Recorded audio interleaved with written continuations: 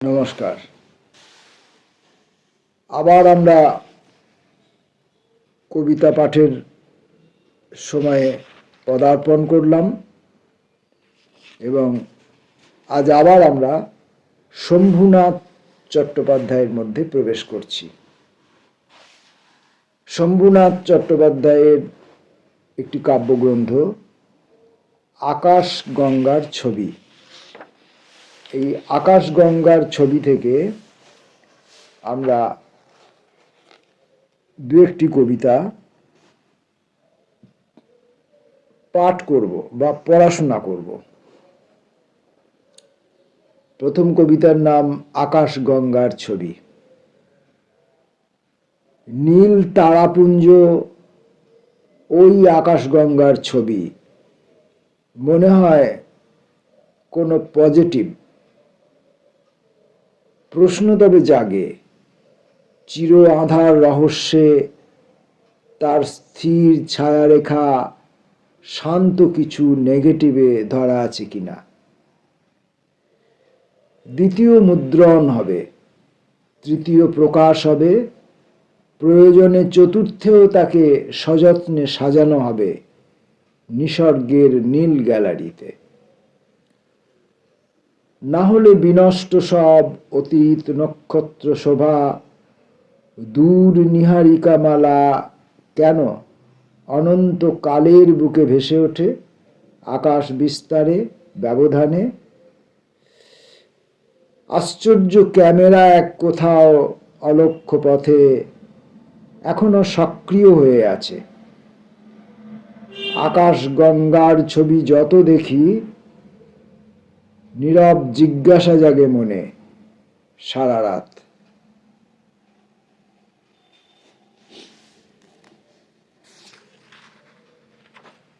পরের কবিতা অলিক সর্প। রহস্য নীল সর্পফনা মৃতদেহের পাঁজর থেকে ছুটে বাইরে এসে তৃষ্ণা কাতর চেরা জীবের স্বাদে চাইছে ফিরে বাতাস লবণ। শ্বেত প্রবালের দেওয়াল ঘেঁষে শ্যাওলা সবুজ এক বিছানা, বেলাভূমির সমুদ্র স্বর আসছে ভেসে ঘরের ভিতর, নড়ছে কোথাও স্মৃতির কড়ি। ঢেউ ভাঙা চুল দৃশ্য পুতুল ঘুমিয়ে আছে মৃতদেহের পাশে, কাঁপছে জীবন প্রিয় নারীর ধ্বনিত নিঃশ্বাসে, শিথিল যখন লজ্জাবসন।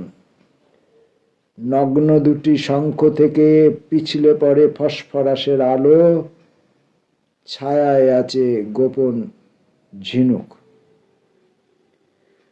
সর্প চোখে তীব্র জ্বলন, অভিমানের বাষ্প উঠছে ফুটে, শয়নরূপের ছন্দ দেখে শেষ পিপাসা কাঁদে।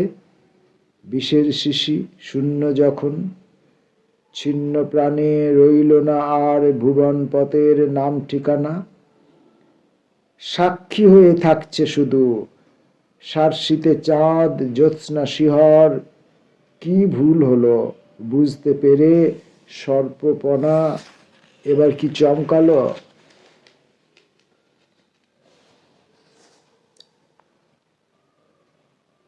মধুপুরে কালো বউ। সেদিন মধুপুরে ছবিটা এরকম, বইছে লু বাতাস, আকাশ থেকে যেন অনল ঝরে পড়ে, আগুনে হালকায় পুড়ছে 10 দিক, পাথর কি গরম। দুপুরে পথে যেতে থামিয়ে টমটম নেমেছি জল খেতে। এখানে কুয়োতলা, একটি লিচু গাছ, দেহাতি কালো বউ, ঘোমটা এক গলা, আমাকে দেখে তার চকিতে ছুটে চলা। রূপোর মল বাজে দুপায়ে ছমছম, এখানে তরু ছায়া ধূপের ভেতর, ধূপের তেজ কম পেয়েছি 4 পাই।